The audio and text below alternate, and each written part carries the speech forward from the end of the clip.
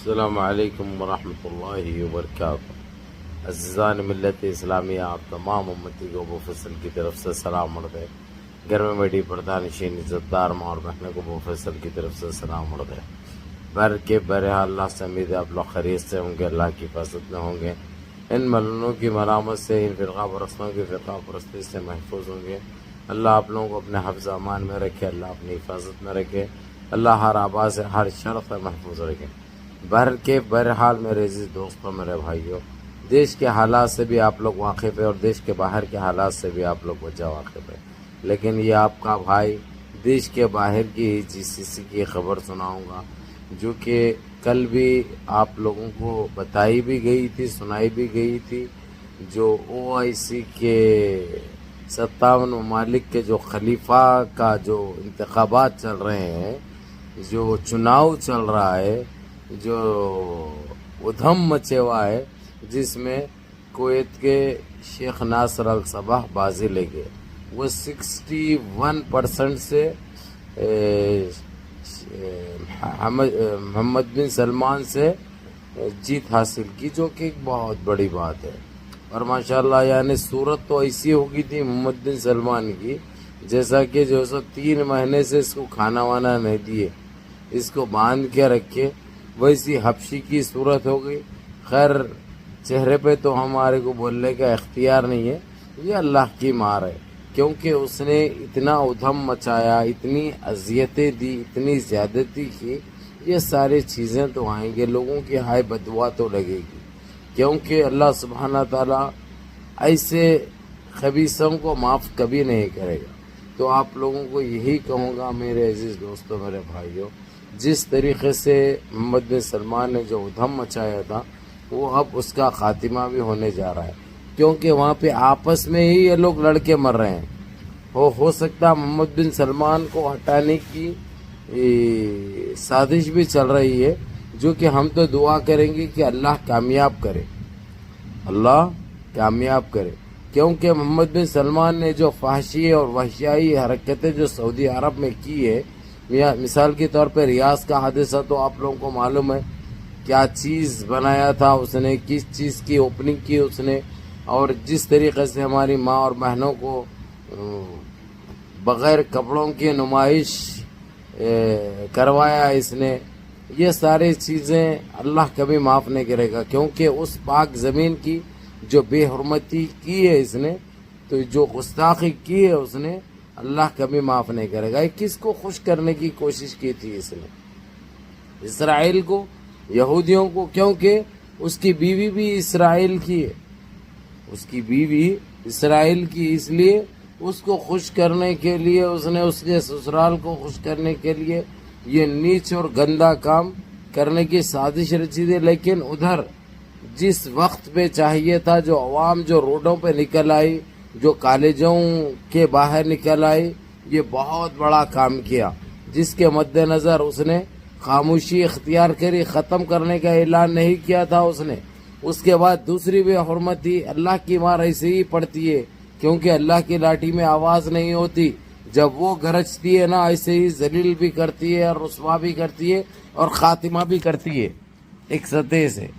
اور جس طریقے سے اس نے مدینہ منورہ میں جو گاڑیوں کی پارکنگ کی، جو گاڑیاں اندر آنے کی اجازت دی، اس کے بعد بچے فٹ بال کھیلتے نظر آئے، یہ سارے چیزیں اب سامنے آ چکے ہیں، اس کے نتائج سامنے آ چکے ہیں۔ اس لیے ہم تو دعا کریں گے کہ اللہ اس کو نست نابود کرے، اس کے حق میں یہی دعا ہے جو کہ بدعا کہلائی جاتی ہے، کیونکہ اس نے جو حرکتیں کی تھی، حالانکہ کل جو بتایا گیا تھا خلیفہ بننے کے لیے 42% ووٹ اس نے حاصل کیے تھے، لیکن جس نے جو تائید کی تھی انہوں نے بھی اللہ کی طرف سے ہوا ہے، انہوں نے بھی کہیں جا کر شیخ ناصر الصباح کے حق میں اپنے ووٹ کا استعمال کیا۔ اب یعنی اس کا GCC یعنی خلیج سے خاتمہ محمد بن سلمان کا طے ہے۔ اب انہیں اپنی عوام کے اوپر کتنی بھی مردانگی دکھائے، اگرچہ وہی عوام اگرچہ روڈوں پہ نکل آئی تو اس کا کیا ہوگا آپ لوگ بخوبی جانتے ہیں. لیکن میرے عزیز دوستو، میرے بھائیوں، میں تو آپ لوگوں کو یہی کہوں گا کہ نمازوں کی پابندی کرو، اللہ رب العزت سے دعا گاہ ہو جاؤ، اللہ سے دعا کرو، گڑ گڑا کے بلبلا کے دعائیں کرو. اللہ ہر چیز میں آپ لوگوں کی سپورٹ بھی کریں گے اور کامیابی بھی حاصل ہوگی آپ لوگوں کو.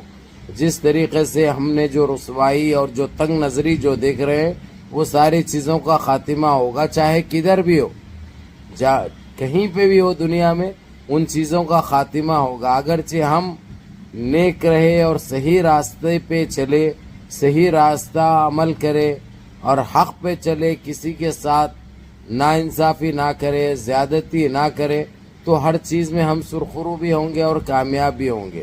اگرچہ ہم سے کمزور کے اوپر طاقت آزمائی کرے تو ہم برباد ہو جائیں گے، یہ بات یاد رکھنا. اور کسی کا حلال کھانے کی کوشش مت کرو. جو بھی کسی کا حلال کھاتے ہیں یا ڈباتے ہیں، اللہ کبھی معاف کرنے والے نہیں، یہ بات یاد رکھنا.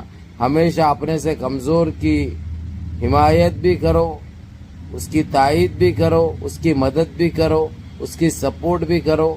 یہ چیزیں ہم کو زیب بھی دیتی ہے اور جانی بھی جاتی ہے، کیونکہ ہم مسلمان ہیں. مسلمان کا کیا فریضہ ہے، کیا کام ہے، آپ لوگ بخوبی جانتے ہیں. آج ہماری اولادیں جو راستہ بھٹک رہی ہے، اس کے ذمہ دار ہمیں. گھر میں ٹی وی ہیں، گھر میں سیریل ہے، گھر میں یہ گندگی. اگرچہ ہم گھر میں نمازیں قائم کریں، صحیح راستے پہ چلے، تو یہ اولادیں خود ہماری جب دیکھتی ہے تو ان کو بھی شرم محسوس ہوتی ہے کہ ہم کیا کر رہے ہیں، ہم کون سے راستے پہ چل رہے ہیں. لیکن یہ سارے چیزیں جو غلطی ہم بڑے کرتے ہیں، یہ اس کا خمیازہ اپنی اولادوں کو بھگتنا پڑتا ہے. اس لیے توبہ اللہ کرو، اپنے گناہوں کی معافی مانگو، صحیح راستے پہ چلو، کیونکہ وہ کریم ہے، وہ رحیم ہے، وہ باسط ہے، وہ راشد ہے، وہ جبار ہے، وہ غفار ہے، وہ ستار ہے. آپ لوگوں کی دعائیں بھی قبول فرمائیں گے اور آپ لوگوں کی تنگ نظر بھی ختم ہوگی. اور یہ مہینہ تو میلاد النبی کا مہینہ ہے، یہ بہت بڑا مہینہ ہے، یہ بہت بڑا مہینہ ہے میرے عزیز دوستو، میرے بھائیوں. ویسے تو ہر دن ہمارے لیے بہت بڑا دن ہوتا ہے، لیکن میلاد النبی کا ہے یہ، اس لیے جتنا چاہے اپنی صفوں میں اتحاد برقرار رکھو، نمازوں کی پابندی کرو، ماں باپ کی خدمت کرو، بڑوں کے احکام پہ عمل کرو، اور اپنے اس بھائی کو بھی دعاؤں میں یاد رکھو. السلام علیکم ورحمۃ اللہ وبرکاتہ.